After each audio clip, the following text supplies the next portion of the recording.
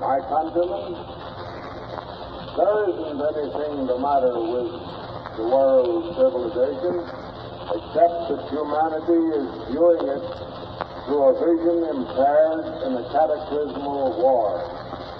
Poise has been disturbed, and nerves have been racked, and fever has rendered men irrational.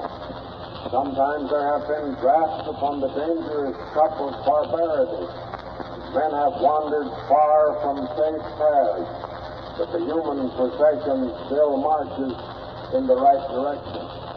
Here in the United States, we feel the reflex rather than the hurting wound itself, but we still think straight. We mean to act straight.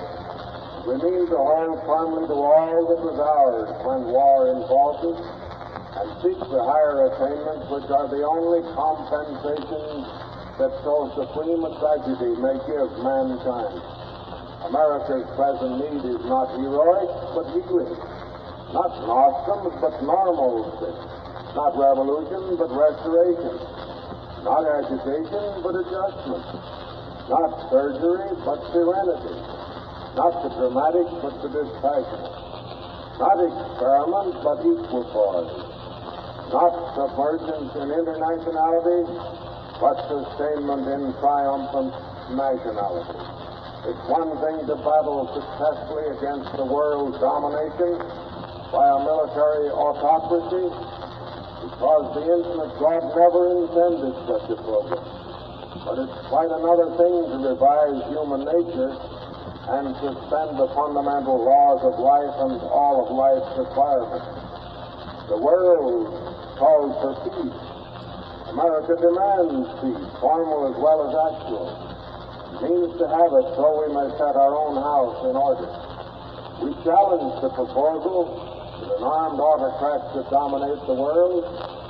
We choose for ourselves to cling to the representative democracy which made us what we are. This republic has its ample task. If we put an end to false economics which lure humanity to utter chaos, ours will be the commanding example of world leadership today. If we can prove a representative popular government under which a citizenship seeks what it may do for the government and country rather than what the country may do for individuals, we shall do more to make democracy safe for the world than all armed conflict ever recorded.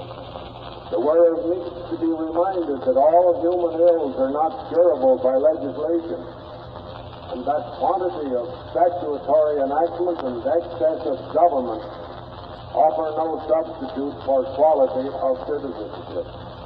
The problems of maintained civilization are not to be solved by a transfer of responsibility from citizenship to government, and no eminent page in history was ever drafted to the standards of mediocrity. Or, no government worthy of the name which is directed by influence on the one hand or moved by intimidation on the other. My best judgment of America's needs is to steady down, to get squarely on our feet, to make sure of the right path. Let's get out of the fevered delirium of war with the hallucination that all the money in the world is to be made in the madness of war and the wildness of its aftermath.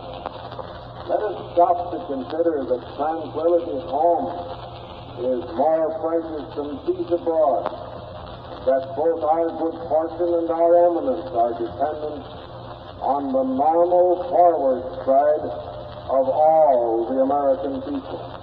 We want to go on, secure and unafraid, holding fast to the American inheritance and confident of the supreme American fulfillment.